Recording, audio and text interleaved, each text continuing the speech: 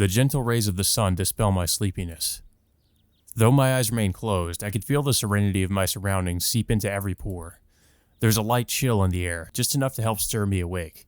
Somehow, it feels like the sky today is clearer than it's ever been.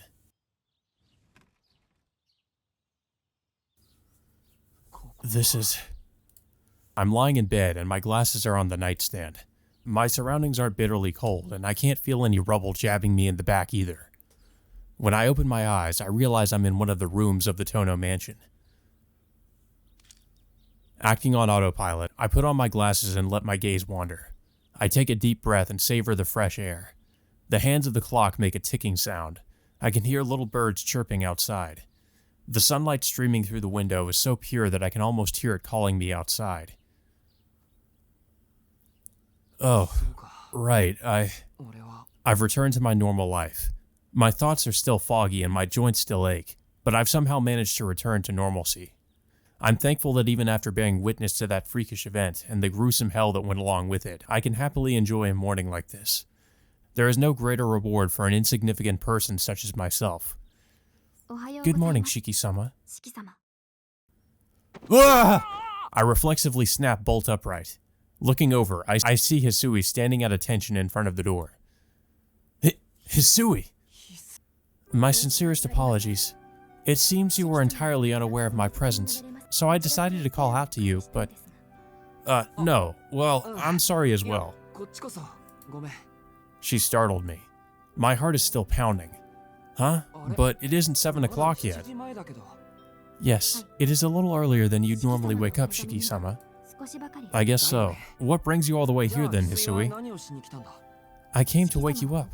Akiha-sama wishes for you to explain to her what you have been up to these past 2 days, and has instructed me to bring you before her by any means necessary. What did you just say? Akiha, the past 2 days, explain.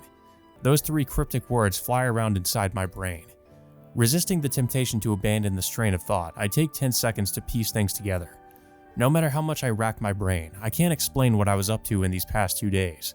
Absence without official leave, violation of curfew, and to top it off, a complete lack of communication. Akiha is scary enough when I don't come home before dusk. I shudder to think what kind of face she's making right now. Crap, this is really bad. I'm up against a wall. What's the wall? The fact that I've got precious little prep time and I can't come up with any excuses that'll convince Akiha. Hey, Hisui, would it be an understatement to say that Akiha is angry? Who's to say? You will have to find that out for yourself, Shiki-sama. Okay, Hisui's tone alone comes off as somewhat cold and dispassionate. If this is how it's going to be, I should have made my way back even if it meant I had to crawl the entire... Hold on, crawl? Wait, hold up. Before we get to that, why was I asleep in my own room? I don't understand. After you returned, you said that you were exhausted and retired to your room to rest, Shiki-sama. I did? On my own? All the way up here? Yes, you returned a little after 10 o'clock last night, and Nei-san tells me that when she welcomed you home, you told her something to the effect of, "I'm so tired I could die. Please don't wake me before I get up on my own." I don't remember any of that, but I don't think Hisui is lying either. It's possible that Ciel-senpai brought me back up to the front of the mansion, and I managed to make it the rest of the way myself. It makes sense that my mind would be a little hazy after a battle like that. Except, hold on a second. My memories are still perfectly clear. I remember Arcade, I remember the vampire named Vlav, and I still remember Ciel-senpai and the others. I will erase your memories of the past day. That's what Senpai said, but it seems like she let me off the hook. Still, even if she has, it doesn't change the fact that with the vampire gone, Senpai and the others will leave the city. Shiki-sama? No, that was it. I remember now. I'll head down right away, so if you could, well, ask Akiha to calm down as much as possible. It'd be much appreciated. I am deeply sorry. I will do my best to try and defuse the situation, but please understand that it is unlikely to make any difference. I see. Looks like I'm in deep enough trouble that even having Hisui and Kohaku-san back me up won't save me. Well, I may as well get up. It's no use staying in bed forever. Ugh. As soon as I stand up, I'm struck by a slight dizziness. My whole body aches.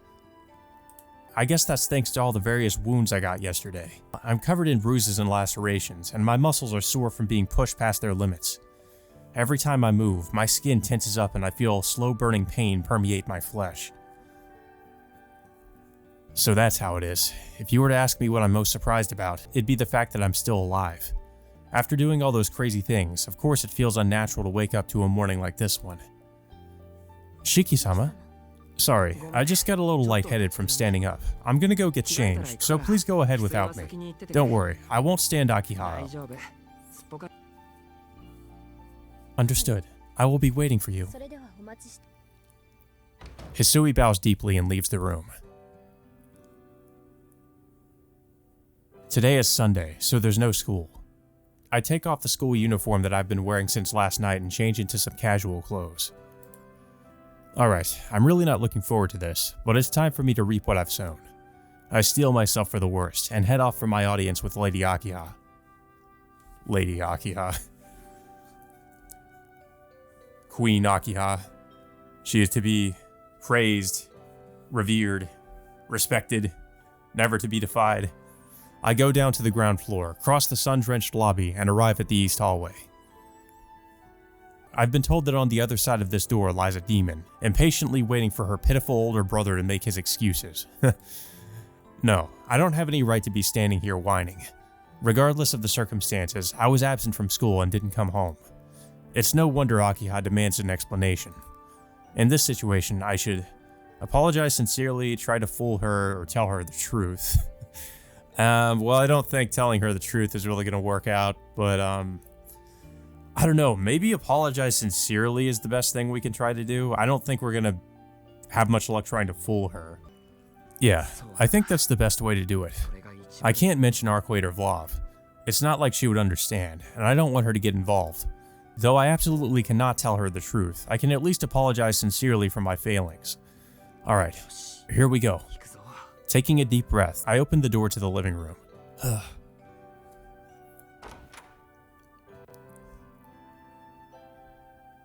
Good morning, Nissan. It's strange, but I feel as though it's been quite some time since I last saw you. Yeah, she definitely looks pissed. Akiha's definitely looking at me with anger in her eyes. She's already achieved peak prickliness. Yo! Morning, Akiha. There is no need for greetings, so please take a seat over there. Yes, we have rather a lot to catch up on, wouldn't you agree? Akiha's words are so firm that they squash any objection I might have mustered. Still, I can't say I like the fact that she seems to be enjoying herself. It's as though she's triumphantly watching a criminal get carted off to jail after finally being caught red-handed. Nissan? Yeah, I'll take a seat right away. A single glare from Akiha is enough to dash my naive thoughts of escape. I sit down on the sofa, doing my best to endure the pain running through my entire body. I'm seated now. That much is plain to see. Please do not dampen my spirit with your bizarre attitude. It's unfair. What did we do? We just sat down and she's acting like, you know, she's completely changed her, she's completely different now. She was like pissed off before, now she's like not sure how to feel, I guess. Maybe she saw, it was because she saw we were, that Shiki was in pain. How is it unfair? It's obviously unfair. If you make that face at me, I'll lose my nerve. Or maybe it's because Shiki made some expression. After truncating her statement with a cough, Akiha glares at me with an even sharper gaze than before. Nissan, I know this is sudden, but would you mind elucidating for me precisely what you have been up to both yesterday and the day before? As she eloquently states her demands, Akiha picks up her teacup. Though her sentence was phrased as a question, there's no mistaking the fact that it is actually an order. But as her older brother, I can't let her hear about what actually transpired. I would much rather have her hate me than worry about me. So, about that, Akiha. Yes? What is it? I'll be straight with you. I can't tell you what happened. Crash. The teacup Akiha was holding has fallen onto the table. Actually, it'd be more accurate to say that she dropped it on purpose. Akiha-sama. Oh, I apologize, Hisui. Could you clean that up for me? Hisui silently cleans the spilled tea in the broken, very expensive-looking teacup. I awkwardly watch her while Akiha glares daggers at me. After she fetishizes cleaning. Well, it's probably a fetish of hers. I mean, the maids have to have some kind of a hobby. After she finishes cleaning up, Hisui leaves for the kitchen. So then, Nissan, I like how the music just abruptly stops when that happens. What? Would you be so inclined as to tell me more about the events of these past 2 days? Akiha refuses to yield. She is determined to make me talk. But even so, I can't tell Akiha what happened. Even if it's the only way to save my own skin. Yeah, I mean, we can't really talk about that without sounding like we're insane. There's no way I could let her hear such a tale. Unbeknownst to us, however, Akiha has secrets of her own, and she would probably believe everything we're about to tell her. It was wrong of me to cause you needless worry. I also apologize for not getting in touch, but even so, there are some things that I cannot talk about. So you claim you feel bad, and yet you won't explain yourself, Nissan. Do you not even have an excuse? Well, as much as I'd like to explain myself, I don't have a good excuse. But nothing I did in the past 2 days was wrong. That's what I want to believe, at least. Yeah, the last 2 days were nothing but kill or be killed. But despite that, I want to believe that I made the right choice. I wanted to help Arkwade, true, but even putting that reason aside, I still have no regrets about the choices I made these past 2 days. I may not have acted fast enough, and that may have cost lives, but at least from now on, nobody will die as a result of having their blood sucked. Sorry, Akiha. I know it's frustrating, but please don't ask any more questions. Akiha stares into my eyes. The suffocating atmosphere persists for a little while longer. So be it, I suppose.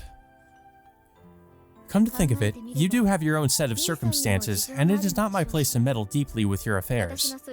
Sorry, I really appreciate you saying that.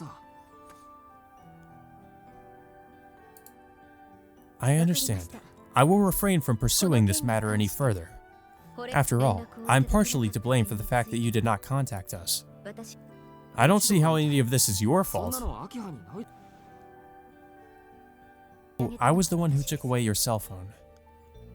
If you'd had that, surely even a negligent brother such as yourself would have at least tried to contact me, don't you think? Well, see, the thing is, my phone has already been surreptitiously returned. However, let this be the last time. Please refrain from such conduct in the future. After all, you were the sole male of the Tono household. It will be problematic if you do not start taking your role a little more seriously. If your reputation were to be damaged, it would affect the ability of the Tono family to network in the future. Well, surely it's not that much of an issue. It's not as though any of our relatives have taken an interest in my affairs. Besides, you're the one that's actually the successor of the Tono family. If you're worried about that sort of thing, you could always ship me off somewhere and find yourself a man more befitting the family name. Akiha has fallen silent for some reason. What's wrong? Are you not feeling well, Akiha? I am fine. If you can afford to worry about me, please take better care of yourself instead. After all, you are the one with chronic anemia, Nissan. She's right. I do collapse from anemia rather frequently. In any case, please do not leave the mansion alone too often. I'm sure you know without me saying that the city has become quite dangerous lately. People such as yourself that go about with their heads in the clouds are practically begging to be targeted by the serial killer.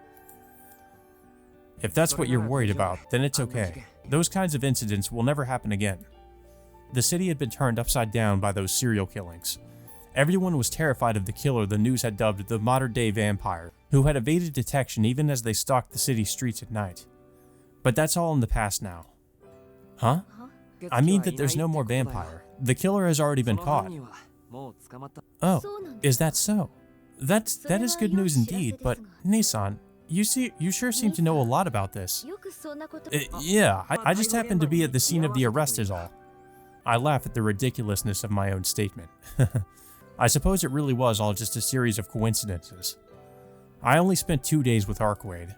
So much happened that even now it feels like it was all a dream, but at least the monster that had been nesting in the city is gone. On that point at least, I think I can say with pride that everything is taken care of. Nissan, what is it? You look so happy all of a sudden. Oh, it's nothing.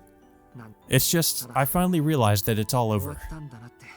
Smiling without even realizing it, I murmur those words.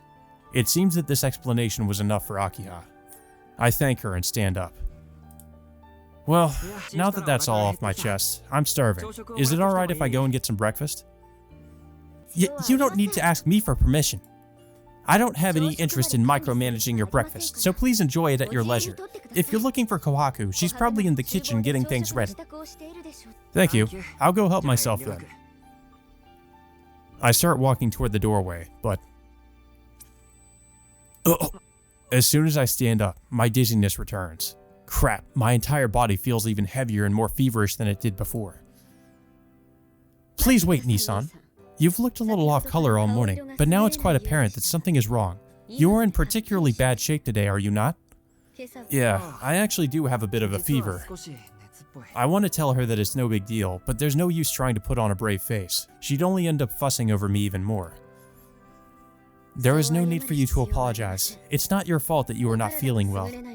Kohaku is busy preparing breakfast, so why don't I call for Arak-sensei instead? Hisui, please go and inform her. She ought to be over in the pagoda this morning. Oh no, not Dr. Arak. Understood. Arak-sensei? What are you calling her over for? Also, wait, that professor is hanging around here?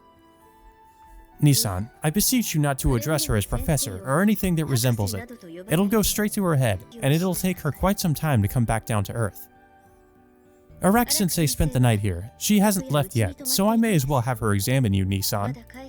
She may not look like it, but she's a doctor who specializes in surgery.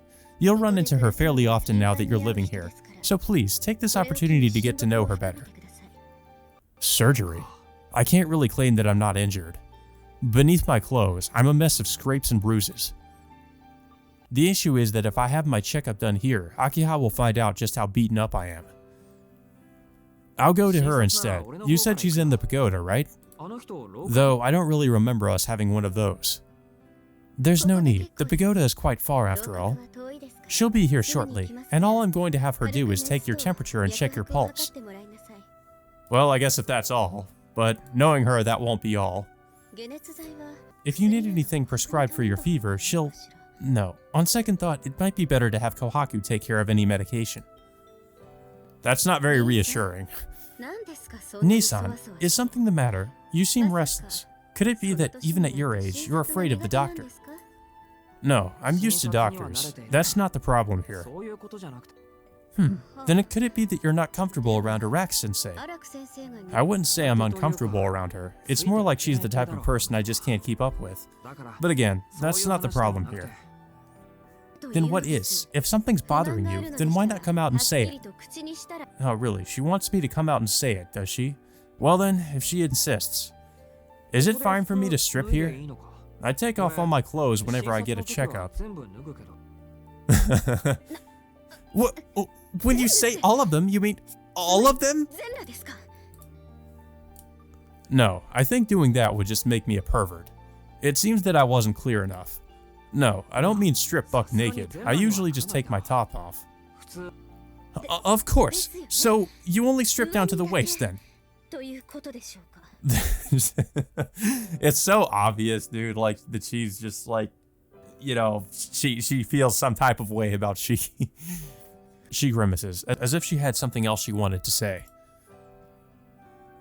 After swallowing her words, Akiha silently stands up from the sofa. It seems she sensed the mood and has decided to leave the living room. Ahem. I will take my leave. Please feel free to head to the dining room once you're done with your checkup. I will be headed out this afternoon as there is a reception I must attend, and so while it is true that I will not be here to keep an eye on you, I would humbly request that you still show some restraint. Akiha leaves the room. That was close. I couldn't avoid talking to her, but at least I've managed to keep her in the dark about my injuries. Good luck trying to keep Arak in the dark about that, because she's probably going to want to do all kinds of physical examinations on you. I wait by myself in the living room. After around 10 minutes, I catch a glimpse of Miss Iraq through the window that looks out onto the courtyard. She must be in a good mood or something, as she's cutting across the courtyard with a spring in her step. Uh-oh.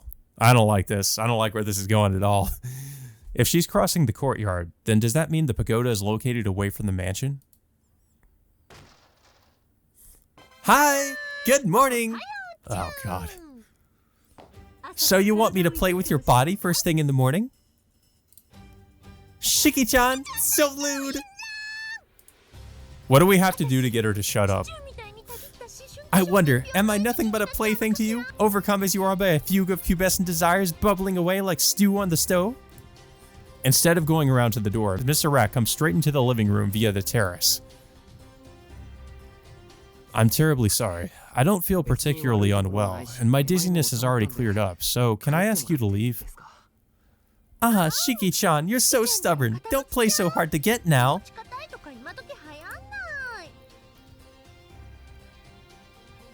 But maybe that's the mark of a first-class survivor. We all live in a world where you're as good as dead if you can't keep up with what's happening, right? It doesn't matter how many lives you have. If you recklessly impregnate the feast in front of you, you'll never make it, will you? I have no idea what the hell you're talking about. Yeah! Just what I'd expect from an omnivore. You've practically got an instinctual sense for contraception. As she continues to go on like this, Miss Iraq walks over to the sofa I'm sitting on.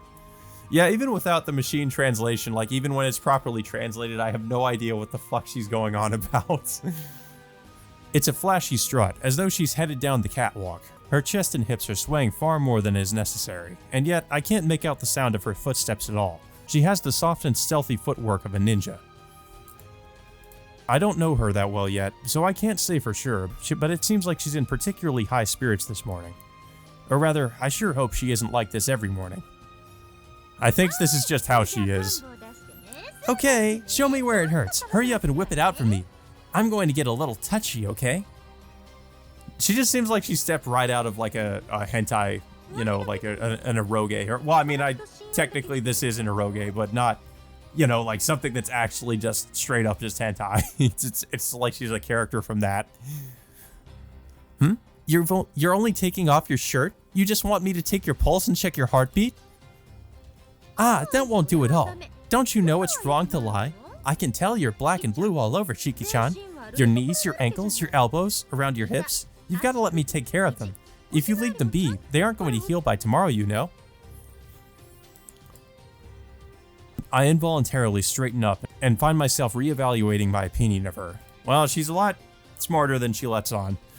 Can she seriously tell how much pain I'm in by simply palpating me through my clothes? Of course I can tell. I'm a pro after all. And she can read our thoughts too. I've been examining people since before you were even born. Well, maybe that's an exaggeration, but since you were this small, okay? Frankly, simply looking at your complexion was enough to tell me just how badly damaged your internal organs are. How old is she? Like, I seriously actually thought that she was the Shiki's age, like she was like 16 or something, but as I've learned, it is impossible to try to judge how old an anime character is based on their appearance alone. For instance, Ichigo Kurosaki, we're led to believe is 15 years old, even though he looks like he's in his 20s even earlier on in the series. Okay, now be a good boy and show me those skivvies. Compresses would just get in your way, so I'll try to make do with ointments wherever possible. I'll set you up with an IV too. For nutrients, you've got a lot of deficiencies, right? Yes. Wait, hold on. What about my underwear? What don't you get? I'm telling you to strip down to those boxers. Matriarch Chan's already left the room, right? Come on, nothing wrong with getting a little au naturel. That's how I like it. Well, you can get totally naked instead if you'd prefer. Are you sure you haven't been drinking? Hey, I don't drink. I'll have you know I'm always serious. She doesn't drink, she's just crazy.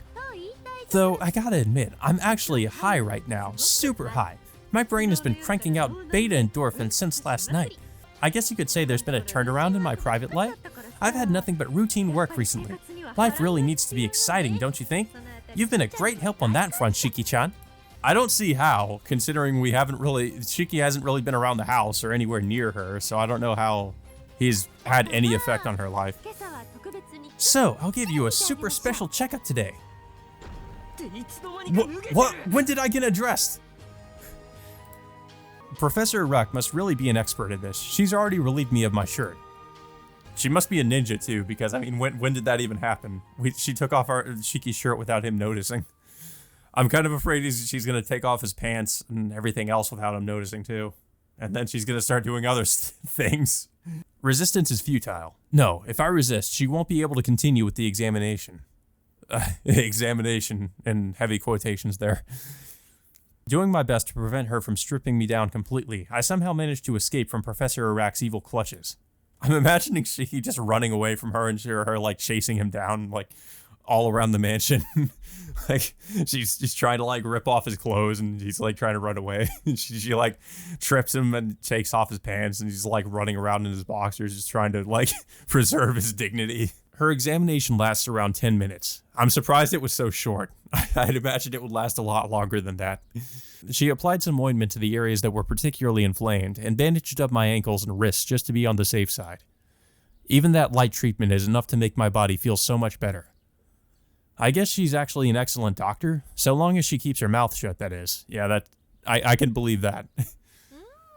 But you really seem like you got beaten up by a professional, don't you? I mean, just look at what happened to your shoulder here. Isn't that a bit unusual? What happened? You were fighting someone? Were you fighting someone? Maybe two someones? And was your opponent using a knife or something? No, it wasn't anything like that. I'm sorry, Professor Arak. Would you mind keeping this a secret from Akiha? Professor? You called me Professor? Okay, say no more. If you're gonna call me Professor, then you can ask me to do anything and I'll do at least 30% of it. Well, 30%? So she might not tell Akiha, or she might tell her? I appreciate that, but 30% is kind of low. Still, what were you up to yesterday? Shiki-chan, the only part of you that's unharmed is your right hand. Could it be that you were with someone else? Someone standing next to you, who was covering for you on one side? No, of course not. I was alone the whole time. Well, whatever. If someone else was injured, make sure to tell me, Kay. If you're this beat up, then whoever was with you must have some nasty wounds too. And I mean, even shallow wounds can get infected. They could think they're completely fine while the poison slowly spreads, couldn't they? Her words make me think of Ciel-senpai, who fought while protecting me. Professor Arak hit the nail right on the head. Senpai was acting as though everything was fine, but her wounds must have been far worse than mine. Well, if you say that you were alone, Shiki-chan, then that's that. But you haven't regained your strength yet, have you? Alright, how about I give you an IV drip later? I already have a stock of IV bags set aside for you. You know, if you don't hurry up and use them, Matriarch-chan won't give me any pocket money for the next batch. That settles it. After breakfast, it's time for some Ultra IV time in your room. It'll take around an hour, so leave your schedule open. Well then, ciao! God, she's such a ridiculous character. She just does not fit Tsukihime at all. I mean, I don't know. I mean, the Neko arcs don't either, but they're kind of just joke characters. I mean, but Arak just comes off as a complete joke character. It's like she's a character that stepped out of, like, Fate Grand Order or something. Professor Arak bustles out of the room. It's been 20 minutes since Akiha took her leave. It's high time I have breakfast. I've kept Kohaku-san waiting in the dining room for too long. Yeah, I know it said it was only 10 minutes, but it just seems like it would probably be so much longer than that. Especially when you talk to somebody like her. She'd probably never want to leave you alone. I've finished eating breakfast and Professor Arak has hooked me up to an IV. I have to lie down while I'm on the IV, and as a result, I end up dozing off for a bit. By the time I'm done with the IV and Professor Arak has left the mansion, it's just past noon. Thanks to her, my body has already started feeling better. So long as I limit myself to walking around, I should be fine. Given that I can't go too far, how shall I spend my afternoon?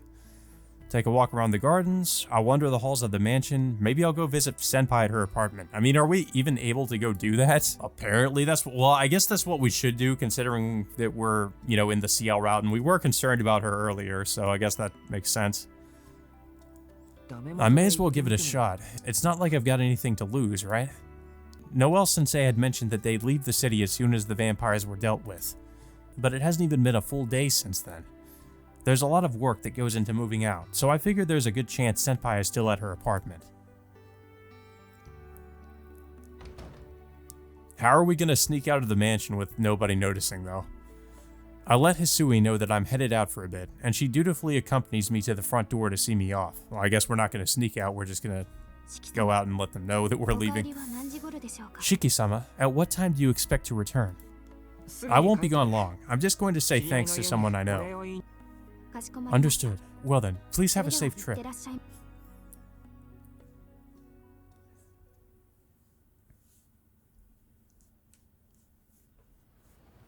Watch her just not be there anymore. I leave the mansion, go down the hill, and pass through the residential district before finally arriving at the plaza north of the station. It hasn't even been 24 hours since last night's incident. There are off-limits signs around the perimeter, along with a few guards. Actually, make that an unusually large number of guards. They are stationed such that they're only about 5 meters apart. I'm pretty sure even a kitten wouldn't be able to sneak past all this. There's no way I'd be able to get close to the scene of the incident, but it's not like I have any more interest in that mountain of debris anyway. Ciel Senpai's apartment is located across the tracks on the south side of the station. It's in a residential area that still has a handful of older, more traditional buildings dotted around.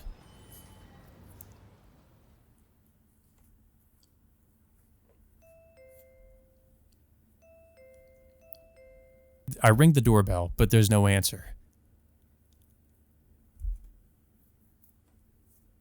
I guess this was a waste of time. Senpai is already long gone from the city. Well,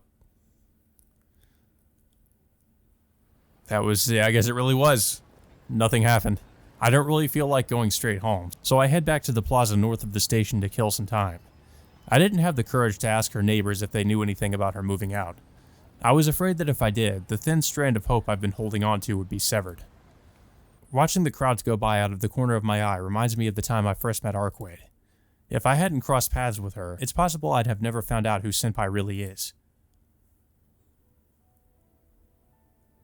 No, that's not right.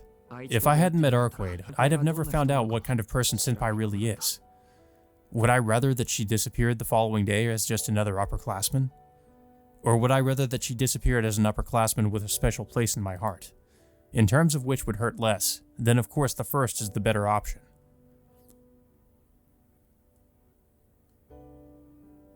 But, thinking back on it, it hasn't all been bad. I can't help but think of that stunningly beautiful vampire, as well as Senpai looking gallant in her combat uniform. I wonder what happened to those two after the fight. It seems like Arcwade hates Senpai, and based on her profession, Senpai probably wouldn't get along too well with Arcwade either. I can only hope that they parted ways without incident. I'm such an idiot. What am I so worried about anyway? Everything's over. Ciel Senpai only came to the city to deal with Vlav, so there's no reason for her to stick around anymore. So there's no point getting hung up on her like this. Yeah, this is for the best. I won't have to do anything that insane ever again, so I close my mouth before I can finish my sentence. There's no point in uttering a lie that I can't even fool myself with. After all, I'm still left with these feelings in my heart. My feelings of gratitude towards Senpai, as well as my hopes. I feel the same way about Arcwade. She was nothing but trouble, but even so, it was, well, kind of fun to spend time with her. Jeez, what am I thinking? Senpai is one thing, but why should I give a shit about Arcwade? I nearly got killed. Why on earth am I still pining after her? I remember how it felt when it seemed like I was going to be killed by Vlav. I don't want to go through something like that ever again. Letting out a sigh, I get up from the bench. We should probably go thank Arcwade too. It's almost evening. I should head back to the mansion. I shake my head to sober up and leave the bustling city streets behind me.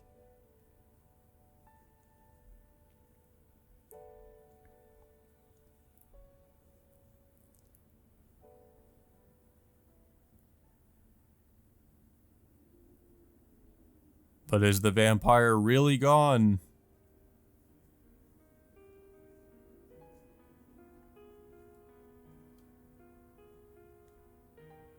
The rest of my afternoon off passed by without incident. I returned to my room to loaf around for a bit, and then the next thing I knew, it was already time for dinner. What's wrong with me? I feel kinda groggy. I feel tired, as though I've come down with a cold, but I shake it off. It's probably just because I finally have some time to relax after all the excitement and danger of the past few days. I'm sure my mind will be back to normal again after a good night's sleep.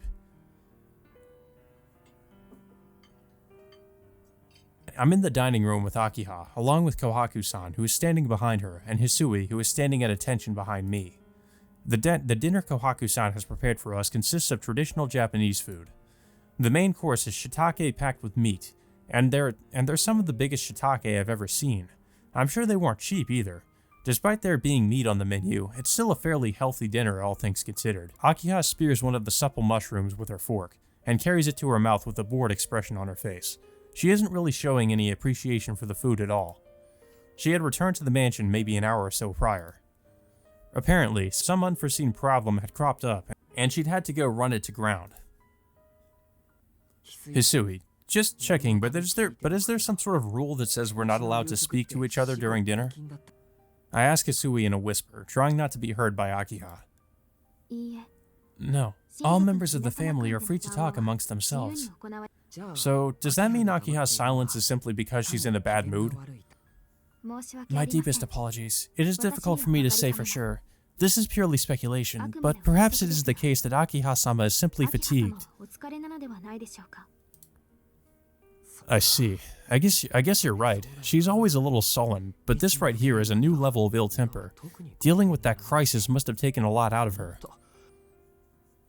I nod earnestly and sympathize with her. I can't say this out loud, but the best thing I can do for my sister after her weekend has been cut short by some unexpected crisis is to just let her rest. There's no reason for me to go and put my foot in it by bringing the topic up. Let sleeping Akiha's lie and all that. I can hear you, Nissan. I will have you know that I'm not at all tired as a result of this afternoon's inspection.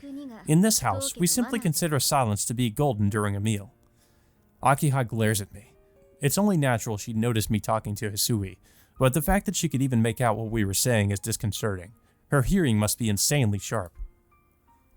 Then again, I suppose that too is now a thing of the past. If you really wish to talk about something, for example, if you want to chat about the events of the day, then I suppose I could make an exception. I nod my head in understanding and resume eating. Perhaps as a result of having a light breakfast followed by a light lunch, by evening I had developed quite the appetite. I have to hand it to Kohaku-san, these stuffed shiitake are some of the best I've ever had.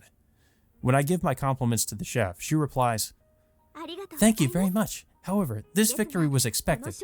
Tonight's ingredients have been sourced fresh from the farm, and are considered such delicacies that they've even been served to His Majesty, the Emperor."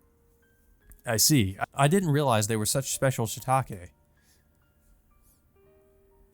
And? How did my dear Nissan, who so commiserates with my working life, spend his afternoon off? Huh? Oh, you mean me. This afternoon I went out for a little stroll, then I went back to my room and spent the rest of the day lying in bed. Is that, well, your anemia acting up again?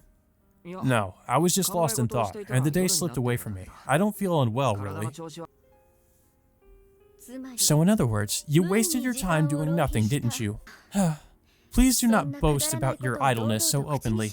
I may not think anything of it personally, but if others were to hear you say such things, you'd surely become a laughingstock. Akiha's reaction is merciless and leaves no room for rebuttal. But be that as it may, it's true that if someone heard me say that, they may think I was a deadbeat. Or rather, it actually was pretty lazy of me, I'll admit.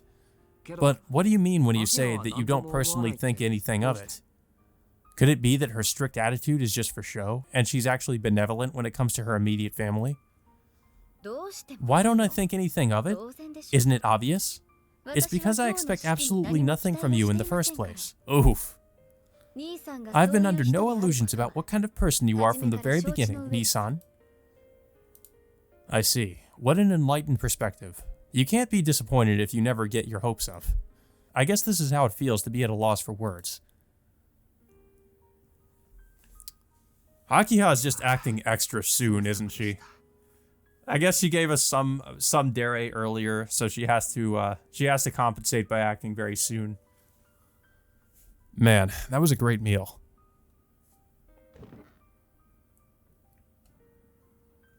Thank you for the meal. I have lessons to attend to after dinner, so I must take my leave. Nissan, if you truly regret your behavior, I suggest that you return to your room early tonight and focus on your studies. Akiha gets up from her seat and leaves the dining room. Without her here, the dining room feels a lot more spacious. I thank Kohaku-san and Hisui for the meal, and head back to my room.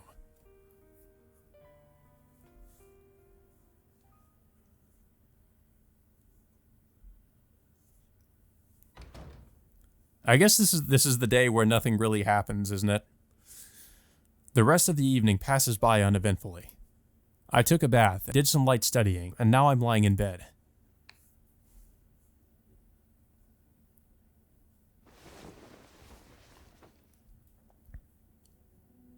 With this, everything is back to how it was before. I've bid farewell to those 2 days of nothing but bloodshed. If I close my eyes and fall fast asleep, I'm sure even the last remaining embers of that time will wink out.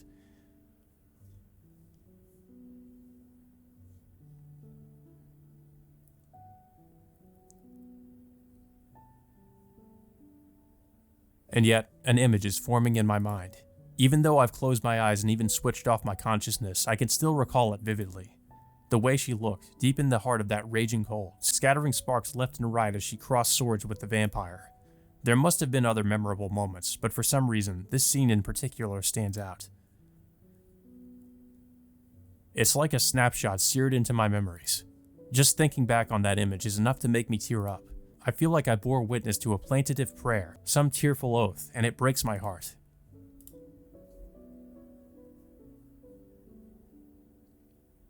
I can't bear it anymore. I open my eyes. I wipe away the tears that have collected in the corners of my eyes and stare up at the still unfamiliar ceiling. It's quiet, but I can't relax. I feel the same way I did 3 days ago, back in Senpai's room. Looking back on it, I really did spend the night in Senpai's room, didn't I? Back then, I was totally preoccupied with the fact that I had just killed someone, and then the time I spent with Arkwade immediately afterward pushed everything else out of my mind. I may have forgotten about it until now, but if it hadn't been for that night, Tono Shiki wouldn't be who he is today. I wonder what Senpai thinks of that night. Maybe she simply couldn't stand to leave one of her underclassmen on their own, like she was taking in an abandoned puppy she found in the rain. That's probably it. Helping people is her hobby after all. I mutter this as though trying to convince myself it's true, and close my eyes.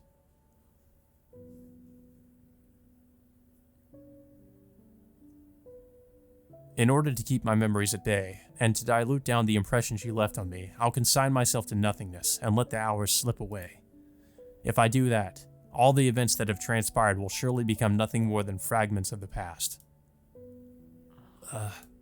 My consciousness is slowly subsumed by the darkness.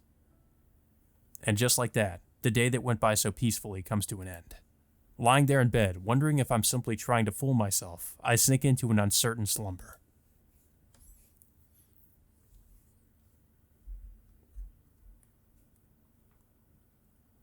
I wake up with the strange sense that someone is calling my name. My body feels sluggish, as though it's eager to go back to sleep. But my mind is clear and sharp, so I'm not going to have an easy time going back to bed. At times like these, it's best to read a book. I'm sure I'll get drowsy again if I start skimming through the archives. I get out of bed and head into the adjoining room. I choose a suitable book from the bookshelf, flip through it until I find a fitting page, and begin to read. It was called 50 Shades of Grey. Immortality.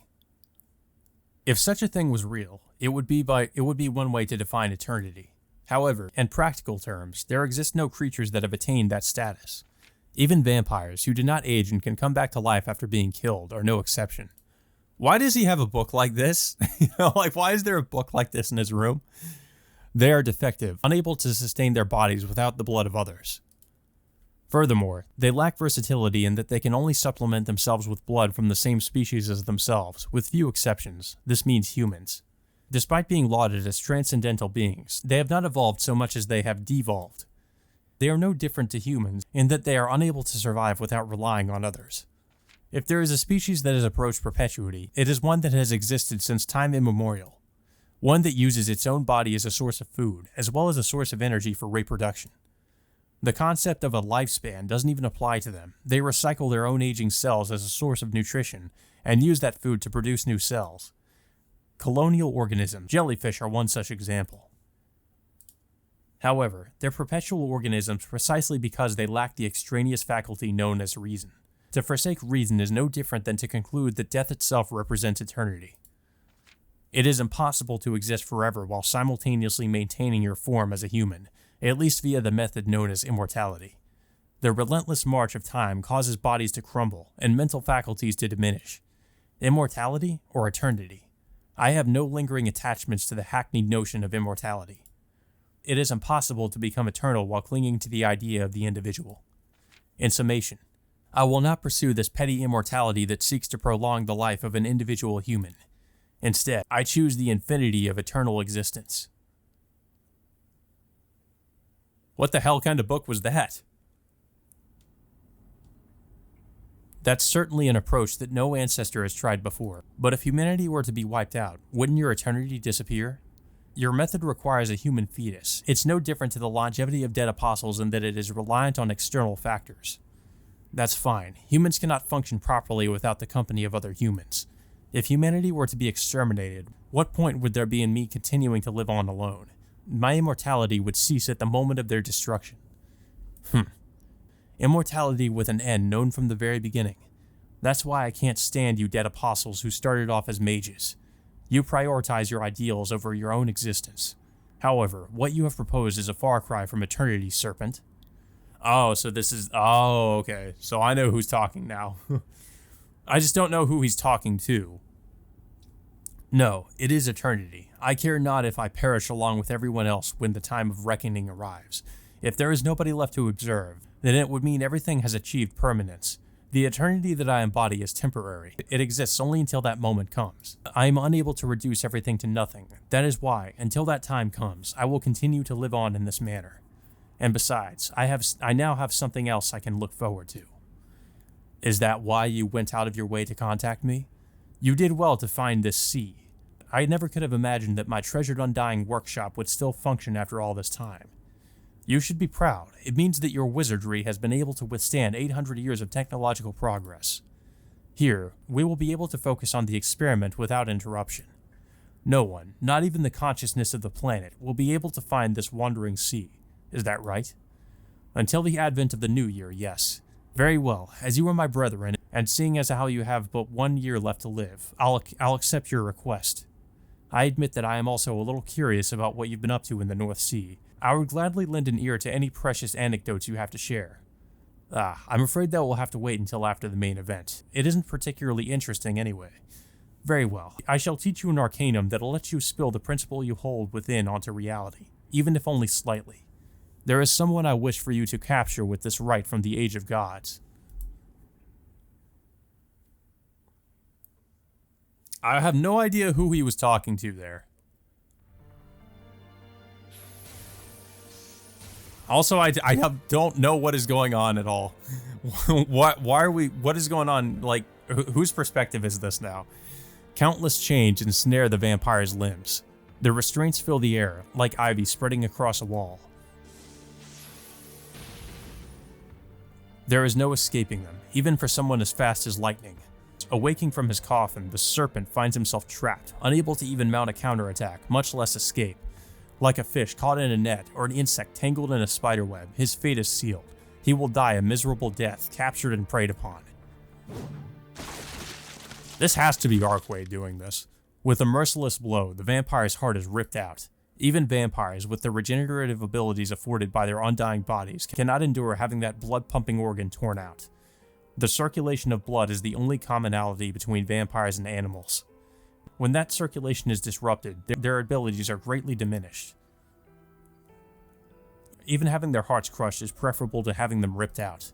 If crushed, the heart itself still remains within their body. It will cost them a great deal of blood, but they can restore their freedom of movement. but having their heart plucked clean out like this is bad news. When their heart is cut from their flesh, their physical body rapidly deteriorates. To be more precise, it becomes frail, like an old man helplessly waiting for death. Jesus. He cries out, perhaps demanding the return of his heart. His appeal falls on deaf ears. His throat has been flayed by chains, leaving nothing but bones behind. Even if it were still intact, his lungs have been pulverized along with the rest of his chest. As a result, his cry can't even convey his anguish. Yep, that's her. Are those your last words? They're particularly miserable this time, Roa. A beautiful voice bidding farewell. His hand, outstretched as though begging for mercy, falls. His body ceases to function entirely. It is a pitifully one-sided end to a vampire who spent over 10 years repurposing the ground beneath the city of Soya. Stop! Hold your fucking horses, goddammit! By the time Mario Gallo Bustino arrives, the curtains have already fallen on this grisly scene.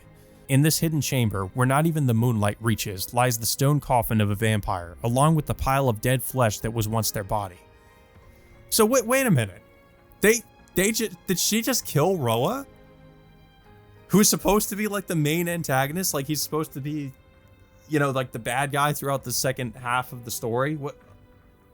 If that's the case, that's crazy. I don't know what's going to happen. Like this really is going to go in a completely different direction. Across from it stands the vampiress in white, his heart, nothing more than a bloody sack, still clutched in her left hand. Oh, your scent reminds me of someone. Are you one of Laurentis's children? That ain't relevant right now. Just call me Mario. Ah, shit. I look away for one fucking second and this happens. Roa's fucking toast, ain't he? How many years till the next one, huh?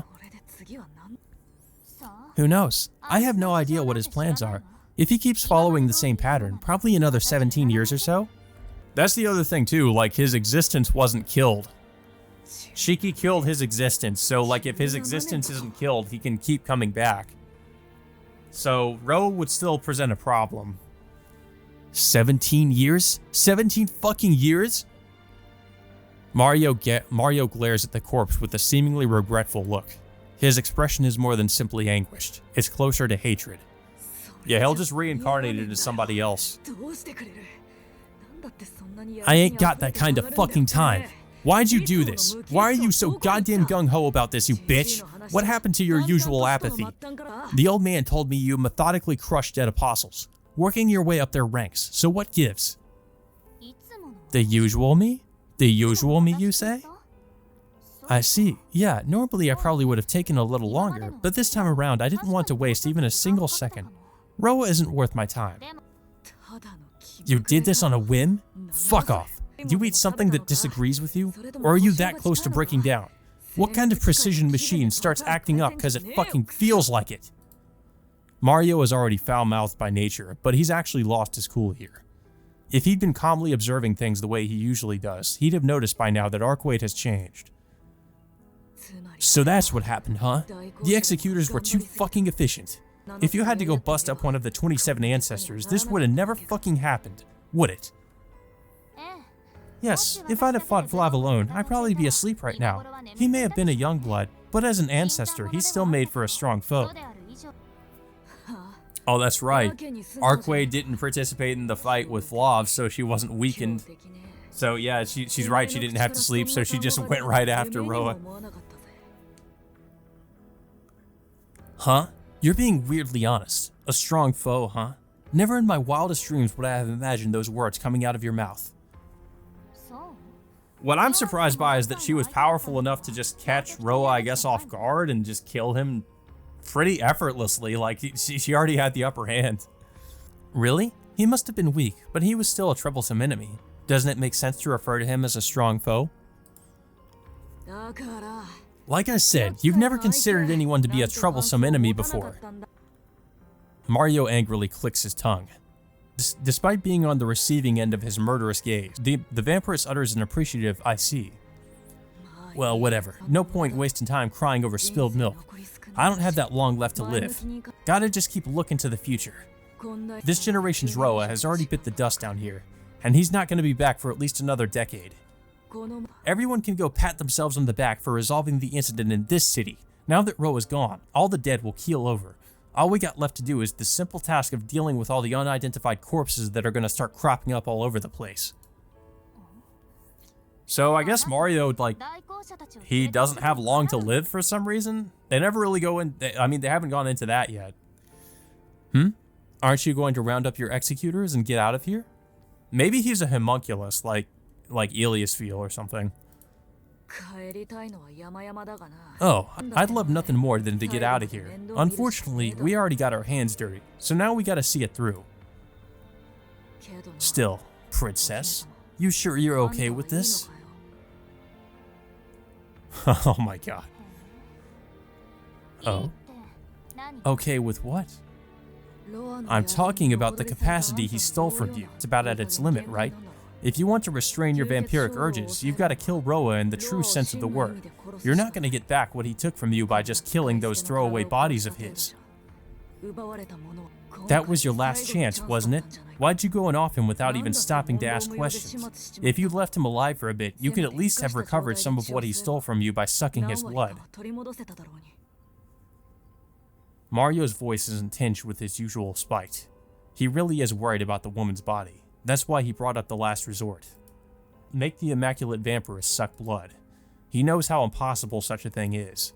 The vampiress's lips quiver. Just as Mario expected, the woman replies, "No way, not over my dead..." Huh, you're right, I could. Oh god. She stares intently at the heart clutched in her left hand. It's as though she's seriously debating whether to lick her lips. Stop! Just how surprised must Mario be? What he's just heard, all the way out here in the Far East, is so unbelievable that it's as though the world has turned upside down. But I won't do it after all. I don't want to make such a creature mine. Her white fingers swiftly and gracefully crush the heart. The spurting blood shamelessly splashes across the cheeks of the vampiress. The serpent may have been denied his final words, but it's as though he still managed a parting counterattack. She wipes up those droplets of anguish with her finger and brings it to her tongue. See? Blood. Even when still warm, tastes pitifully bad. Redder than the blood is the woman's squirming tongue. Her devilish smile would turn any man to putty in her hands. You had such a side to you? The vampiress doesn't answer Mario's question. She simply smiles back at him. The woman walks past him with an elegant gait. I don't really care if you stick around, but the next time you tail me, I'll slaughter all of you, marionette. The woman's footsteps echo in the underground cavern. Mario doesn't move until the last of those echoes have died out. His legs have been frozen in place by fear. Slaughter all of you. Was she referring to Mario and his subordinates? To the faithful of this country? Or perhaps she was referring to every single member of the church on the planet. He knows exactly which she meant. He knows, and that's why he's standing stock still in the darkness.